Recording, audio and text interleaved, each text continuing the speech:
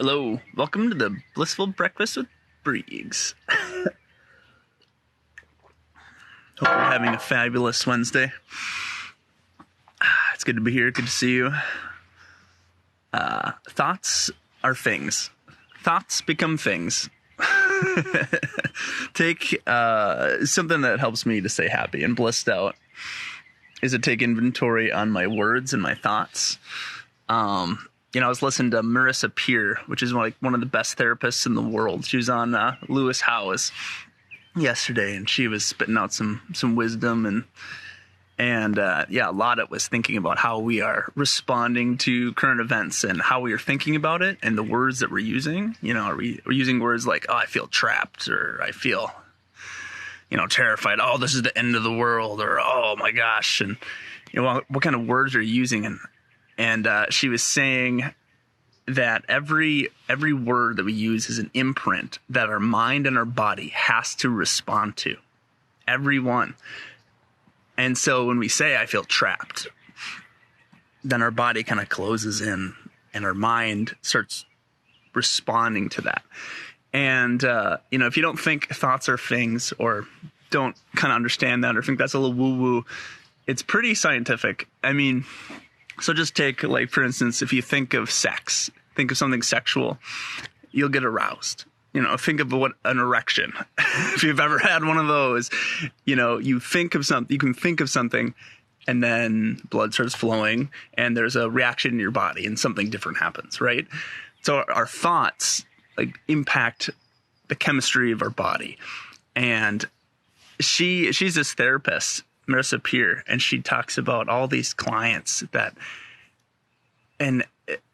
all their problems end up being, from situations in their childhood where they get these thoughts and then beliefs about their worth, and then their body shifts. Like she said, there's so many people that have this chronic illness or get sick all the time because they needed attention as a child. She gave this one example of this lady who had narcolepsy. She was sleeping all the time and really struggling with her sleep. And then she thought it was curious that once she dug into her childhood, she said that, she had a sibling who had terrible sleep, and her mom always told her your sibling, your whatever, Charlie or whatever the name was, is just killing me. She's killing me because she just can't sleep. She's not sleeping. And I love you because you sleep so well. And she would repeat that and say that all the time. And she developed narcolepsy as an adult. How bizarre is that? So, take inventory on your thoughts. Man, I used to think I was just freaking stupid. I used to think I couldn't make friends, that I was shy. I used to believe that I was bad with people, bad socially, that I couldn't remember names, that I just suck, that I don't know things, that I'm stupid.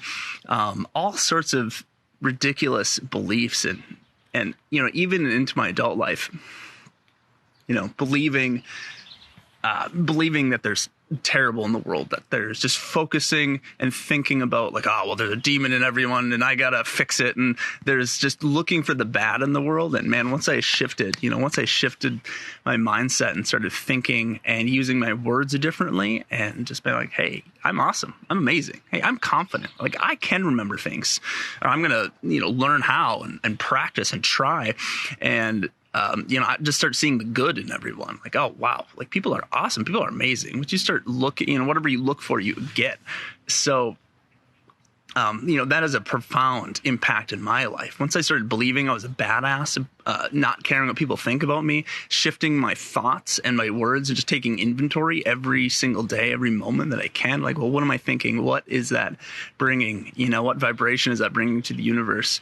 Is that uplifting, or is that putting someone down? And just constantly shifting and being self-aware of that.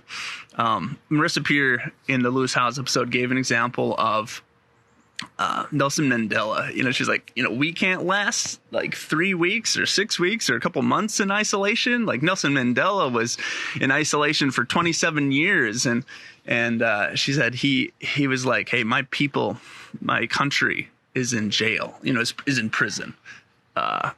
And so I'm in a different type of prison, and if they can do it, I can do it. And so he lasted 27 years, and he said, I'm going to get out of here and I'm going to lead my country.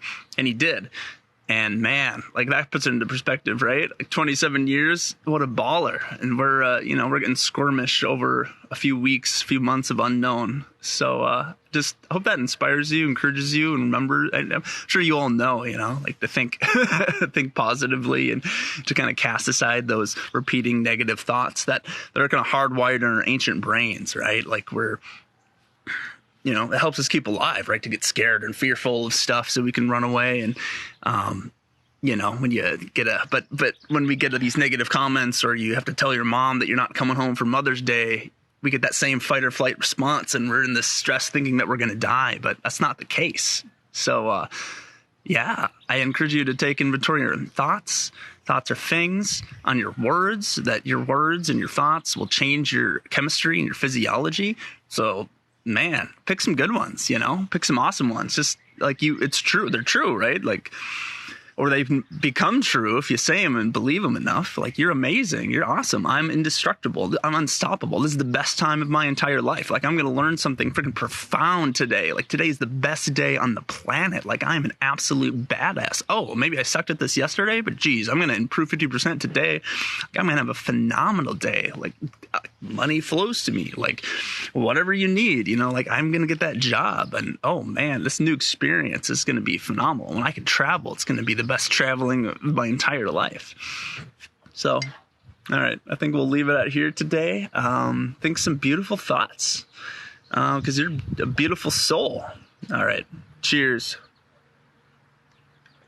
Love you. Have an awesome day.